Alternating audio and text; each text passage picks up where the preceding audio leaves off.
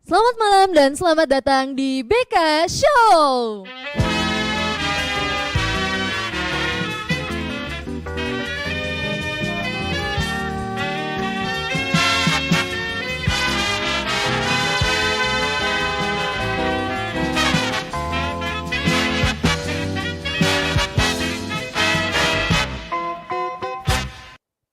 Ya, kita berjumpa lagi di BK Show yang tentunya dengan kemasan yang lebih menarik lagi. Dan saat ini saya Ica akan menemani kita bersama sepanjang beberapa menit ke depan untuk berbincang-bincang dengan beberapa narasumber kita. Nah, yang pertama nih narasumber kita yang akan mewakili teman-teman panitia Pasca, yaitu Om Nowi Hatu. Selamat malam Om. Selamat malam Ica. Ya, bagaimana kabarnya Om malam hari Baik, ini? puji Tuhan. Wah, syukurlah. Gugup sedikit ya Om. Iya, Iya, begitu saya ketemu juga. Ica langsung rasanya gugup ini. Ah, puji Tuhan. Aduh, saya tambah gugup. Iya Om. Oke, nah kita akan bincang-bincang sedikit nih Om Iya. tentang bagaimana eh, persiapan panitia Pasca, kegiatannya nanti dan sebagainya tentang kegiatan Pasca tentunya. Nah, yang pertama mungkin Om, apakah ada hal baru di Pasca tahun 2022 ini Om? Barangkali saya akan bercerita dulu dari awal ya, Oh iya, boleh Om. bagaimana tim kerja ini terbentuk. Iya. Jadi tim kerja ini Pasca 2020 ini terbentuk pada saat kami melaksanakan rapat koordinasi Korsek dan Wakorsek bersama PHMJ Iya. pada bulan Maret. Pada pembicaraan itu ada satu kesepakatan bahwa Mhm. perayaan Paskah ini sudah dalam waktu dekat dan belum terbentuk panitia. Iya. Sehingga akhirnya diambil satu kesepakatan bahwa diberikan tanggung jawab kepada Korsek dan Wakorsek untuk melaksanakan akan tugas dan tanggung jawab untuk pelaksanaan Paskah 2020. Iya. Kemudian dari Korsek dan Wakorsek itu kan kita berjumlah 24 orang. Iya. Karena kami merasa kurang, akhirnya kami meminta bantuan dari teman-teman, ada beberapa dari GP, Mhm. begitupun juga dari tim Duka untuk Oh. melengkapi akan tim kerja Iya. Pasca 2020 ini. Kemudian dapat kami sampaikan juga bahwa kita sama-sama menyadari bahwa selama pandemi ini harus kita akui bahwa kita cukup mempunyai jarak yang agak mau dibilang di dalam beraktivitas ada sedikit jarak, kita Iya. berkomunikasi juga agak kurang, kedekatan antar jemaat juga akhirnya juga agak kurang, tetapi puji Tuhan bahwa dengan pandemi yang COVID-19 ini yang sudah mulai berjalan dengan menurun, Iya. tanda menurun, jadi kami mengambil satu langkah bersama PMJ untuk mengadakan Paskah untuk Oke. yang Iya. 2020 ini. Jadi kira-kira Om, apa hal baru di Pasca nanti nih? Untuk hal baru yang dapat kami sampaikan bahwa pertama bahwa selama ini kalau kita mengadakan Paskah biasanya kita cuma datang beribadah, Iya. kemudian setelah ibadah ada acara, Mhm. kemudian kita dapat konsumsi dari gereja, Iya. habis berproses kita pulang. Tetapi untuk tahun ini memang kita tidak memberikan konsumsi secara langsung, tetapi konsumsi ini akan ada itu dalam bentuk basar. Oh iya. Jadi basar ini kami memperdayakan akan jemaat. Mhm. Jemaat kita yang mempunyai potensi untuk menjual akan makanan dan Iya. minuman. Oh. Yang selama ini kita tahu bersama bahwa ada di dalam warta jemaat itu cuma ada daftar jemaat. Iya, kita yang daftar mempunyai UMKM UMKM jemaat. ya, tetapi mungkin banyak yang belum tahu makanan-makanan yang minuman yang mereka sajikan Iya. atau mereka jual. Sehingga melalui Pasca ini kami sengaja memberdayakan mereka supaya ini juga salah satu momen supaya jemaat juga mengetahui, Iya. oh ini jemaat kita makanannya seperti ini. Jadi kalau kita mau pesan yang makanan jenis ini kita akan menghubungi yang ini. Jadi secara langsung Oh, gitu. iya. Ya. Berarti secara tidak langsung memberikan perbedaan bahwa di Pasca nanti ini akan ada UMKM dari jemaat kita sendiri ya. Betul. Oke. Nah, itu kan yang berbeda nih Om. Selanjutnya bagaimana persiapan panitia Pasca tahun ini di tengah pandemi? Memang kita berangkat dengan berawal dengan segala keterbatasan, Iya. dengan dana yang penuh keterbatasan karena pandemi ini. Tetapi puji Tuhan dengan kerja panitia, tim kerja ini yang sampai dengan saat ini kami bekerja, kami tidak pernah sangka bahwa apa dana yang sudah masuk itu betul-betul di luar perkiraan kami. Iya. Puji Tuhan, dan itu Tuhan berikan berlipat-lipat. Wah, puji Tuhan. Ya. Luar biasa ya Om. Iya. Iya. Dan ya ternyata itu adalah berkat tersendiri untuk Betul. panitia Pasca dan tentunya untuk jemaat Bahtera Kasih sendiri. Nah, itulah tadi persiapannya ya Om. Ya. Kemudian mungkin bisa dikasih bocoran Om, kira-kira kegiatan apa saja nanti diadakan pada Pasca yang akan datang ini. Ya, jadi di dalam Paskah nanti kita ini kan yang pasti pertama kita ibadah, Iya. setelah itu perayaan Perayaan. Paskah. Oke. Nah, saya akan berbicara di perayaan Paskah saja, ya. Iya. Di perayaan Paskah itu ada beberapa acara. Yang pertama ada adik-adik kita permainan angklung, Iya. kemudian ada line dance, kemudian ada juga paduan suara, dan Iya. ada paling utama juga ada door prize. Oh, ada door prize ya. Oke. Kegiatan yang sangat menarik dan tentunya sangat dinantikan oleh jemaat kita. Nah, oke, yang terakhir mungkin Om sebelum kita mengakhiri segmen ini, mungkin Om bisa memberitahukan kapan kegiatannya, di mana pelaksanaannya, sekaligus untuk mengajak jemaat kita untuk hadir bersama-sama. Iya. Bapak Ibu, kami tim kerja dengan penuh sukacita mengundang Bapak Ibu beserta anak-anak, cucu-cucu untuk kita hadir bersama-sama di dalam perayaan Paskah GBB Bahtera Kasih pada hari Minggu tanggal 17 April 2020, yang mana ibadah akan dimulai jam 5 pagi. Itu bertempat di halaman gedung gereja GPB Bahtera Kasih. Oke, jadi itu dia pelaksanaannya di mana dan kapan. Jadi sampai berjumpa di tanggal 17 April jam 5 subuh di gereja kesayangan kita tentunya. Sampai berjumpa. Terima kasih, Om.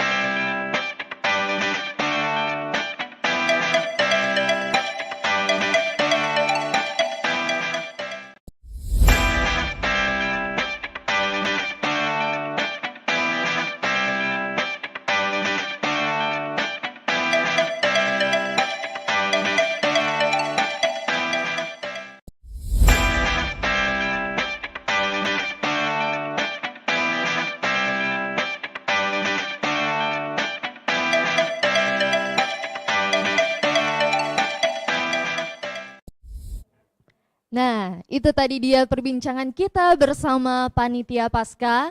Selanjutnya kita akan berbincang-bincang dengan narasumber yang tentunya sudah tidak asing lagi nih buat kita semua.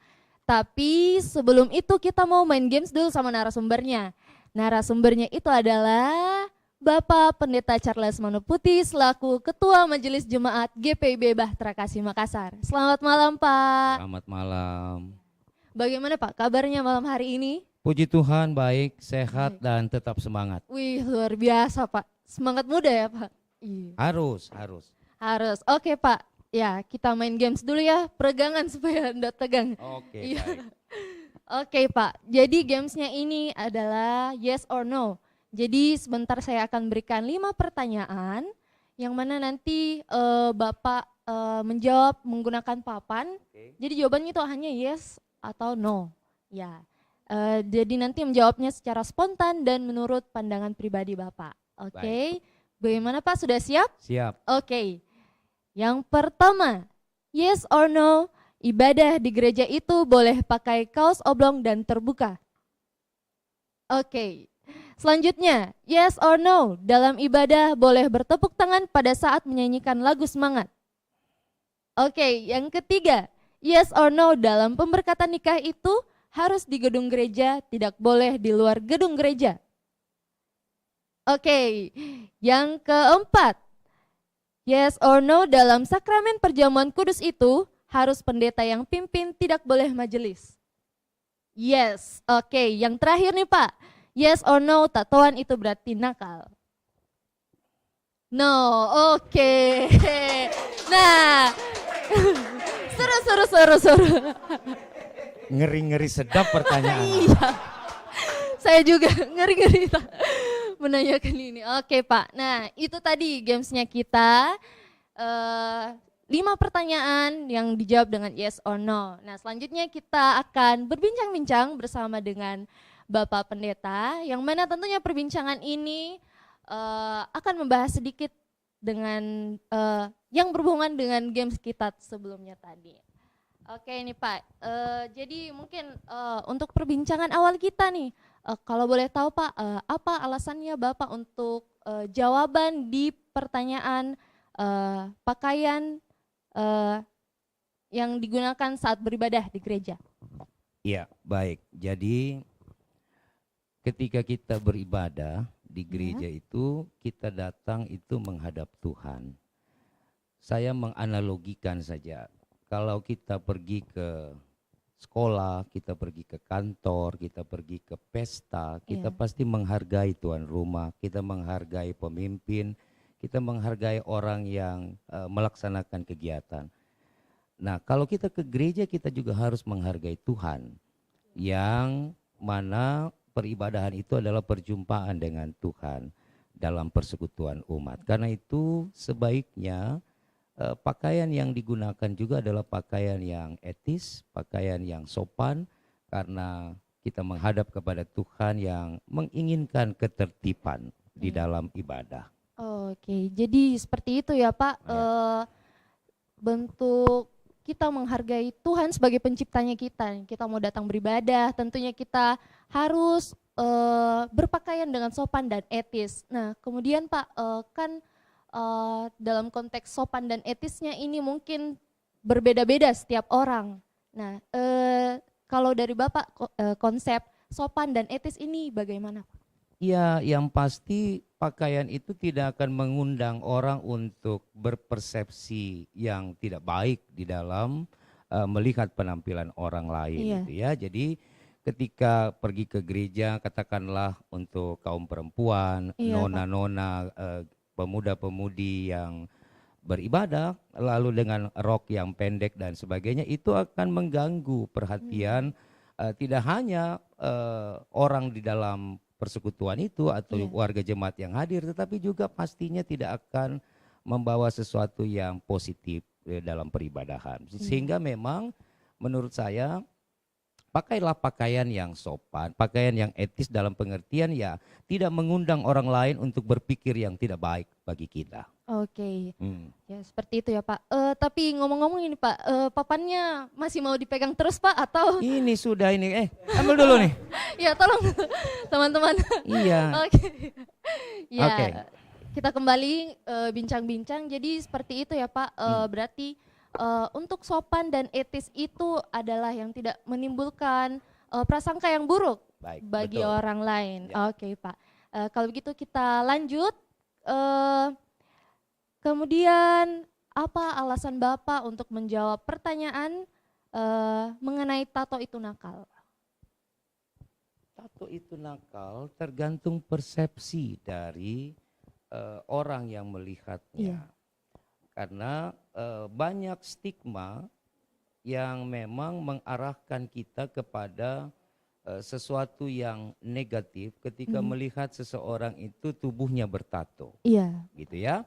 Nah, tetapi bagi saya, kenapa saya katakan kalau bertato itu sesuatu yang nakal, karena begini, eh, ketika seseorang belum siap untuk menerima stigma Iya, dalam masyarakat, maka jangan tato tubuhmu. iya. Kendati pun tato itu sekarang sudah memiliki persepsi yang berbeda, gitu ya.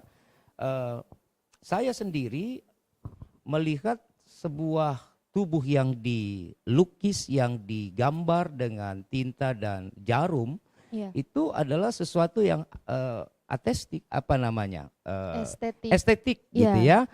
Jadi ketika orang bertato itu ya itu art, itu Oke. adalah sebuah seni Iya. yang harusnya itu tidak dikaitkan dengan stigma kejahatan, stigma kenakalan, stigma kebandelan dan sebagainya itu.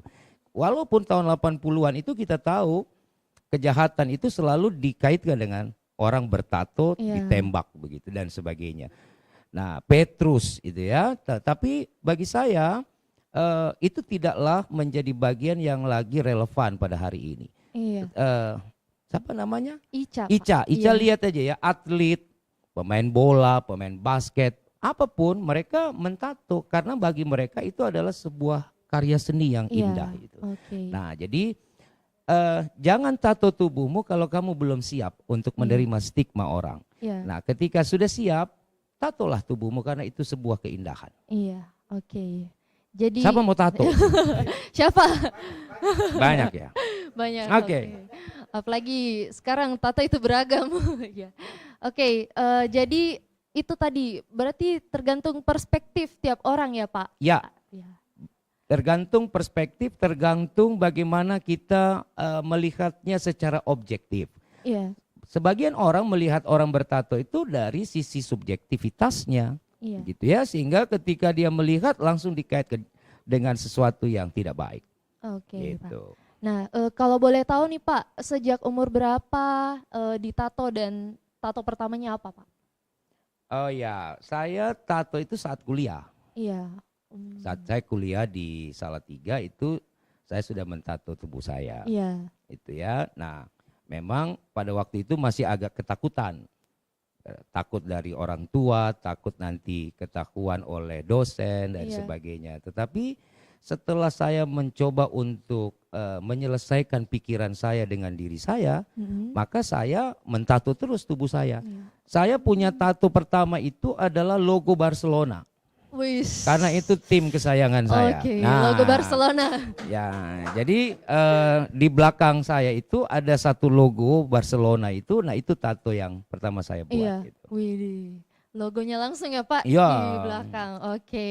Nah, apakah ada arti tersendiri untuk setiap tatonya? Oh pasti, Oke. saya tidak mentato tubuhku ini asal tato gitu, Iya. tapi pasti setiap tato itu punya makna. Nah ini tato di tangan kanan saya, Iya. ini nama ibu saya. Oh. Jadi ini nama ibu saya meninggal tanggal 9 bulan 9 2005. Iya. Jadi saya waktu ibu saya meninggal saya tato. Oke. Supaya saya menjadi satu hal yang mengingatkan saya terus bahwa inilah tanggal ibu saya waktu dimuliakan. Iya. Lalu di tangan kiri ini ada gambar Tuhan Yesus disalib, ada gambar wajah Yesus, ada burung merpati, dan semua punya makna buat saya. Iya. Tidak ada tato yang saya buat itu yang tidak punya makna. Oke. Jadi setiap tato itu ada maknanya buat Bapak ya? Iya, Oke. pasti. Karena itu art tadi Iya, itu. betul Pak. Nah, selanjutnya Pak, kan ada banyak nih tato yang Bapak punya. Yang paling disuka kira-kira apa Pak? Yang paling disuka, semua suka Oh, semua sebenarnya. suka.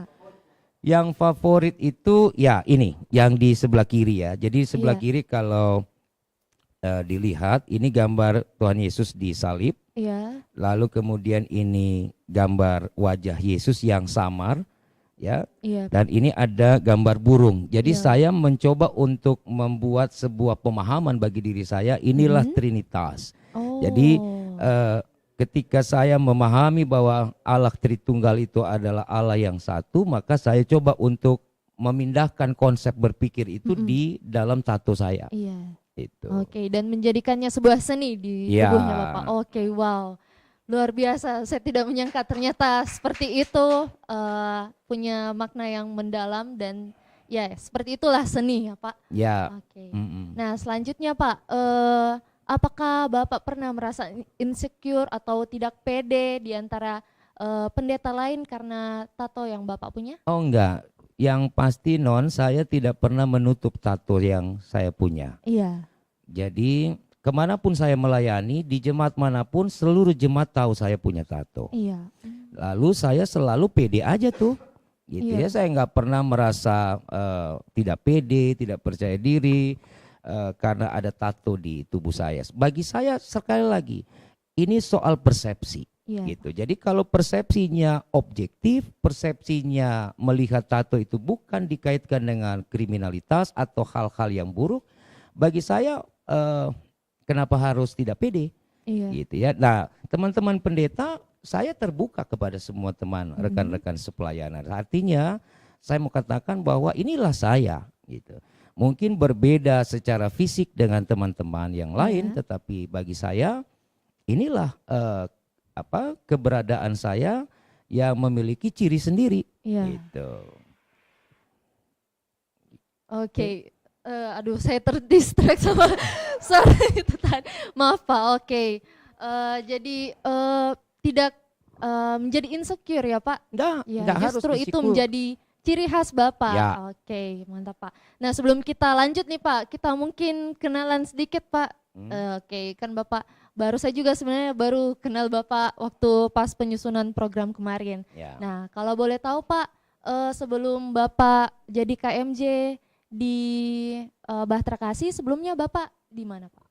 Iya, sebelum di Bahtera Kasih, saya ketua majelis jemaat GPIB Ebenezer di Gianyar, Bali. Oh, di Bali. Nah, jadi di Bali itu lebih kurang 3 tahun 8 bulan. Iya. Tapi sebelum ke Bali, saya juga sudah di Makassar dari 2014 sampai 2018 di GPIB Jemaat Immanuel. Oh, di Immanuel ya. Jadi Makassar ini bagi saya pulang kampung lah. Oke. Gitu ya. Jadi, nah, jadi di Bahtera Kasih ini saya baru 2 bulan ada di sini bersama dengan jemaat. Tetapi bagi saya iklim yang ada di jemaat-jemaat GPIB yang ada di Makassar ini hampir mirip. Ya, semuanya welcome kepada pendeta, semuanya menerima pendeta apapun adanya, dan itu memang bagi saya itulah cirinya jemaat-jemaat di Makassar. Oh, oke. Nah, kemudian Pak, kalau boleh tahu Bapak itu anaknya ada berapa mungkin? Oke, saya punya istri 1. Iya. Dan hanya 1 itu ya. Anak saya 4. Iya. Oh. Yang pertama itu Daryl, kelas 1 SMA, ini mau naik ke kelas 2. Iya. Yang nomor 2 Evander, kita panggil Ivan, itu tamat SMP tahun ini. Jadi nanti pindah ke Makassar, dia akan masuk di SMA. Nomor 3 perempuan. Iya. Diana, tapi kami panggil Nana, itu tamat SD. Oh. Lalu yang bungsu Ingrid naik kelas 3 SD. Jadi anak saya 4, 2 laki, 2 perempuan. 2 perempuan, 2 pasang ya Pak. Jadi kalau ibarat meja itu lengkap, kakinya nggak miring, dia utuh gitu. Seimbang. Oke Pak. Oh berarti semua anaknya Bapak itu ada di Pelkat PT dan PA ya Pak? Iya betul, ada di PT dan PA. Iya, oke Pak. Nah, kemudian kita lanjut lagi perbincangan kita mengenai alasannya Pak Pendeta untuk menjadi seorang pendeta.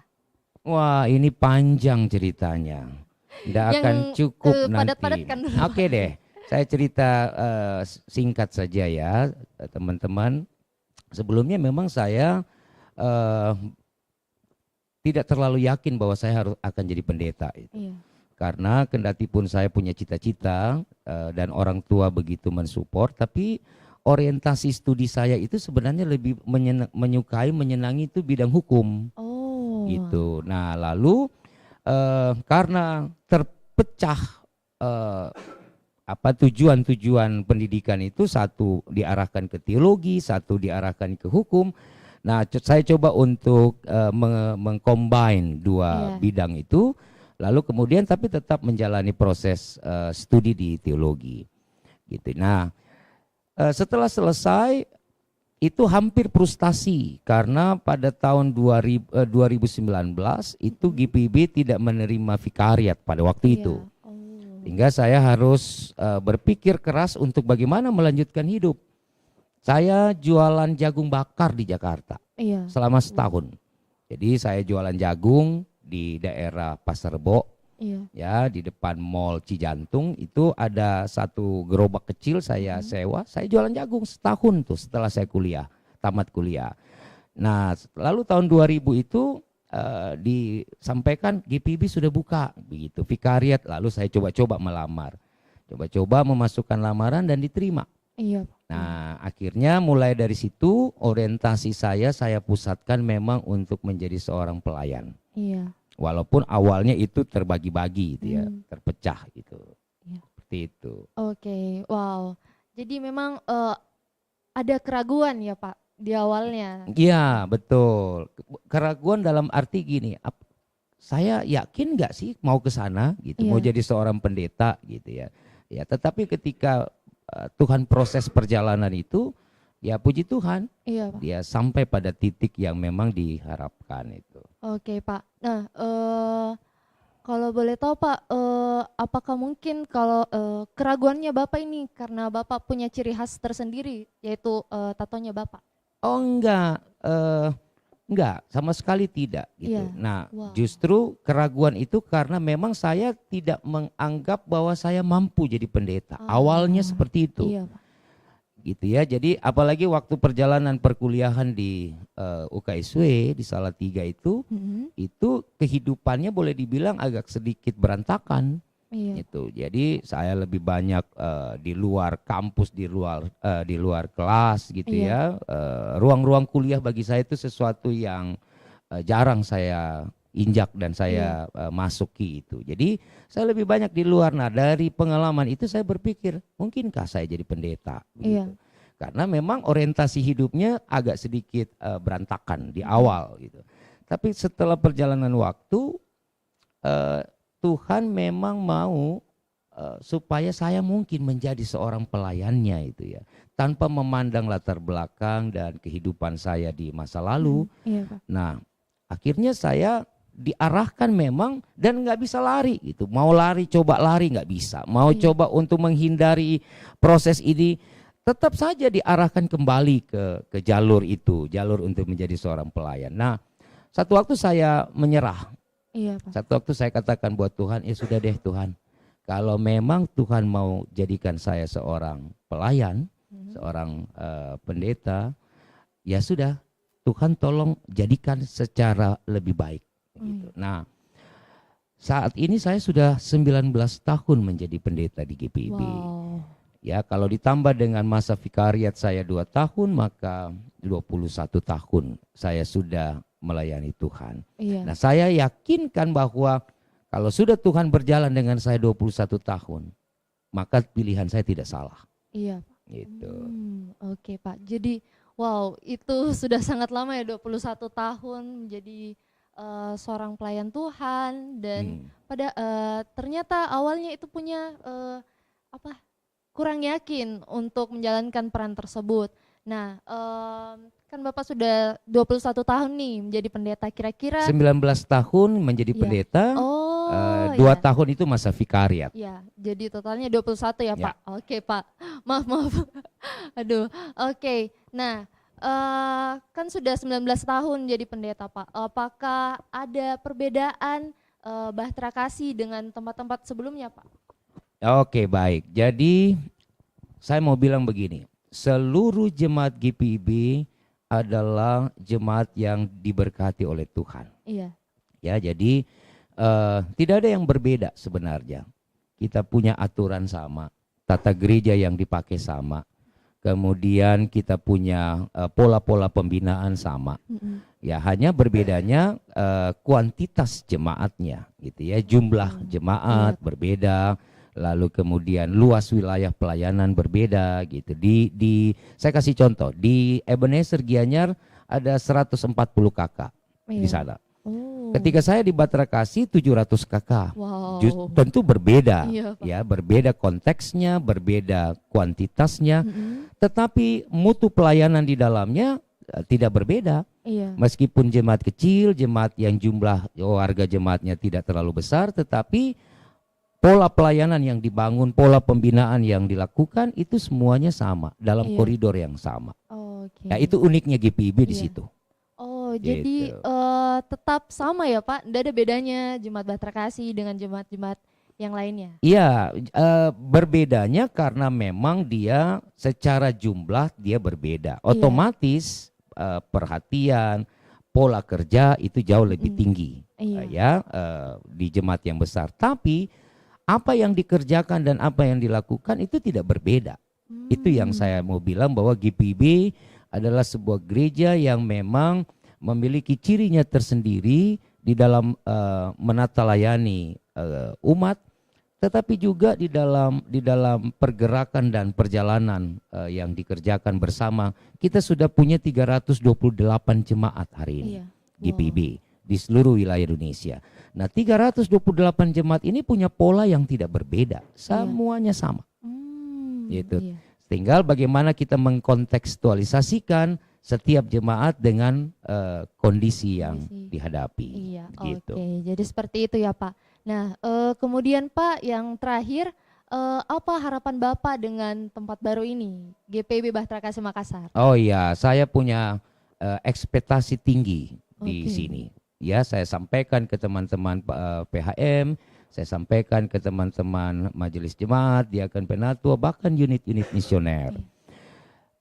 Jemaat Batra Kasih adalah salah satu jemaat yang cukup besar di Kota Makassar. Dan jemaat ini saya mau bilang, ini jemaat yang punya potensi yang cukup tinggi. Iya. Ya, jemaat ini kreatif, jemaat ini sudah memiliki polanya sendiri, dan siapapun pendeta yang masuk menjadi ketua majelis jemaat di sini ataupun pendeta jemaat, maka mereka akan selalu memiliki cara untuk mengembangkan seluruh proses pelayanan di Batra Kasih. Nah, karena itu saya mau ke depan Batra Kasih Makassar ini menjadi salah satu jemaat yang memang dapat dipakai sebagai role model kepada jemaat-jemaat GPIB yang ada di Kota Makassar ataupun yang ada di Mupel Sulsel Bara, bukan hanya karena dia besar, tetapi karena gereja ini memang memiliki sesuatu, dan sesuatu itulah yang harus terus dikembangkan untuk menunjang pelayanannya. Tadi sudah wawancara dengan teman-teman panitia ya, Pasca ya. Iya, Pasca. Nah, besok di Pasca 2022 itu paduan-paduan suara yang ada di jemaat ini yang hampir 2,5 tahun itu istirahat di tempat, kita akan minta untuk mereka kembali mengekspresikan ya seluruh potensinya untuk mengisi dan memeriahkan kegiatan Pasca. Jadi saya pikir kita harus menjadi gereja yang tidak hanya besar secara jumlah, tetapi kita menjadi gereja yang berkualitas dalam pelayanan. Itu ekspektasinya. Wow, ekspektasi yang luar biasa Pak.